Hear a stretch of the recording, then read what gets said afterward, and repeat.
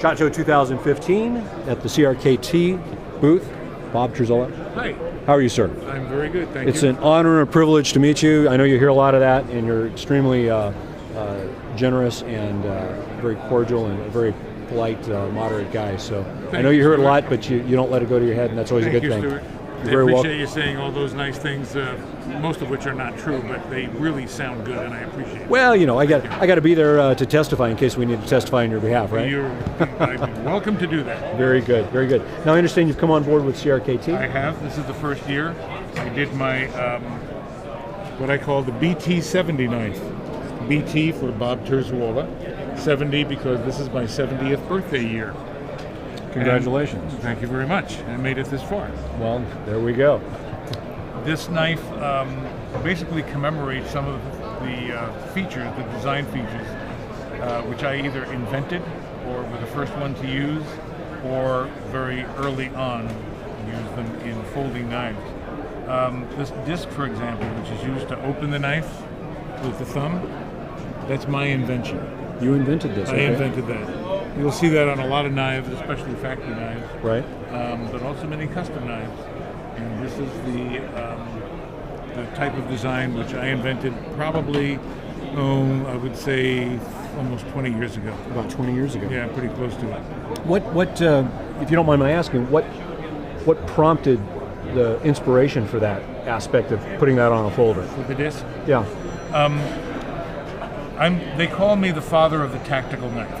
Right. The tactical knife being a practical, robust defense knife that police could carry, military, or that an ordinary person could carry in the street. What they call an EDC, everyday carry. Right. Yeah. And some knives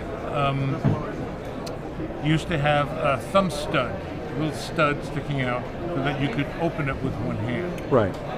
I decided that I wanted to have either a double thumb stud, and I didn't really like the look of two studs sticking out. And just for me to toss in a little bit, the studs at the time, 20 years ago, were usually very small, quite frankly, pretty uncomfortable to implement. Yeah, they were sharp. And if you were deploying it or opening it under maybe a stressful situation, you could probably damage the tip of your thumb. You could hurt yourself. Yeah. So I wanted something that would open the knife with your thumb with either the right hand or the left hand. Yeah, because back then it was usually one side or the other, and even I think some people would have them so you could switch it out if you wanted to, but it was rare that they passed all the way through. Yeah, very rare. So that was the inspiration basically for the thumb disc. Right. The material on the handle is black G10, which is a glass fiber epoxy composite.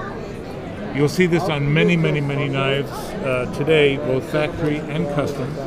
And I was the first one to use G10 on a folder handle. Again, going back to about what time period? 84, 83, maybe 85. And in this case, it has your traditional logo, or that's my logo, which has been on all my knives. His name is Etznab. E-T-Z-N-A-B, and he's the Mayan god of flint tools and edged weapons. And I used him because I lived in Guatemala for 17 years, and I actually started my knife-making career in Guatemala. Right. I was working in a jade jewelry factory. I set that up. I was training people, how to carve jade, and many of the machines for carving stone could be used for shaping a knife also. So I was able to go both ways. Right. I was the first custom knife maker to use a clip, to put a clip on the handle. These clips came, not this clip, but the original idea of clip came from Spider Clip. And Sal Glesser actually invented the pocket clip for the knife. But he was making factory knives. They were producing them in Japan. Right. I was the first custom knife maker making knives by hand to use the pocket clip with Spyderco's permission. Right. And you obtained permission properly through Sal Glesser. Exactly. The grind is what's called a duplex grind. It's got two separate bevels. One is a more robust, strong bevel for using the back end of a knife for bearing down and cutting heavy-duty types of things. And that's obviously the area that you would be doing that. That would be the back area, correct. And the front. So continuing on the bevel of the knife. So as I was saying, the back part of the blade has a more robust, strong area for bearing down and cutting heavy things.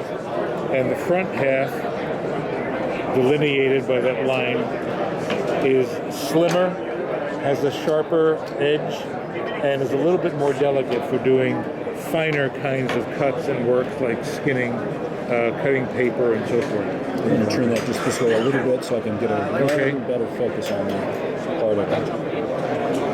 Very good. Okay. And the liner lock, this is a liner lock. This is the liner part of the blade. Right. And this is the locking area. This was invented by a friend of mine, Michael Walker, in Taos, New Mexico.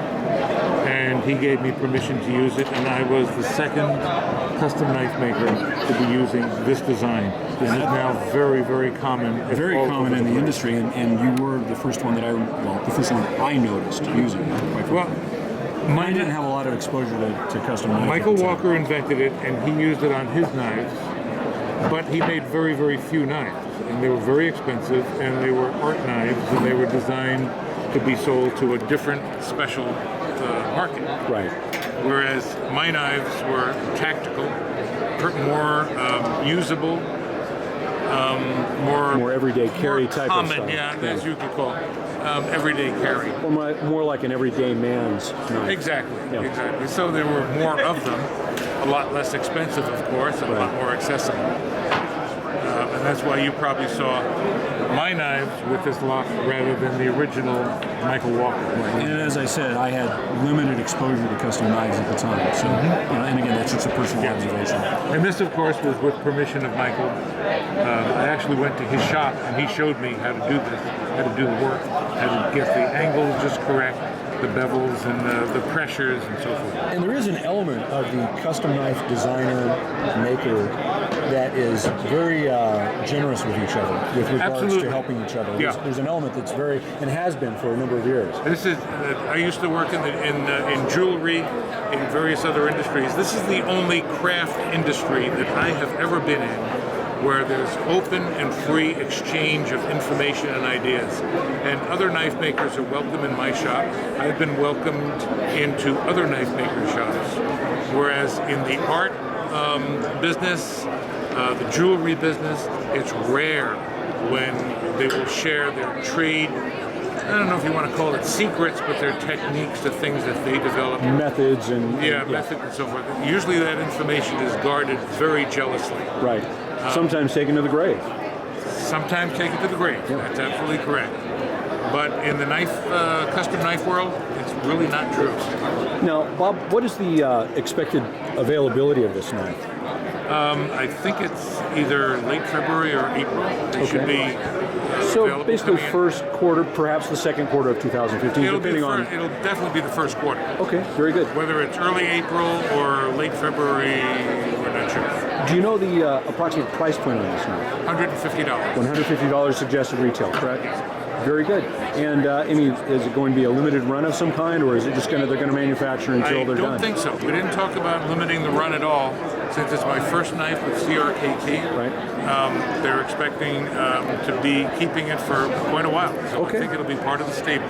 Well, very good. It was an absolute pleasure. Absolute pleasure to talk to you. Stuart. And you have a safe trip back home. Thank you. And what kind of beer do you like, Bob?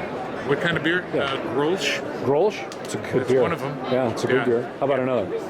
That's in the lager type. I like most American small brewery. Yeah. Fine brewery type stuff. I like none of the large brewery beers. Okay. Do you like any dark beer at all? I do like dark beer. Yeah, I'll drink Guinness, but I like some of the heavier IPAs, right? Which are generally light beers, but now there's a couple coming out which are actually dark. Right. I could use one right now. Yeah, exactly. You got your water there? Got my water? No, that's okay. So, and some of those IPAs, and you got the double IPAs and the triple IPAs now. A double IPA we had last night at Morton's. Right. I thought was absolutely delicious. Yeah. It was, I don't remember. It was the Sierra Nevada double IPA. Very It good was beer. out of this world. Yeah. It went perfectly with the great steak we had. Do you ever match them up with a cigar? I used to smoke a pipe constantly for many, many, many years. Okay. When I had back surgery in August, they told me that the nicotine would interfere with the bone growth, so I had to give up my pipe and cigars. I used to smoke cigars every once in a while. I love a really good cigar. No. Well, good. But I'm holding off on that for a while. Sorry to hear that you have to give it up, but you have to take care of the health first, of course. Absolutely. Yeah, very good. Well, again, it was an absolute pleasure to talk to you. Safe trip home, and have a nice cold one when you get home. Okay. And you can compliment me anytime you want. I will. You will probably get nothing but from me. Take care, sir. Take care. Bye.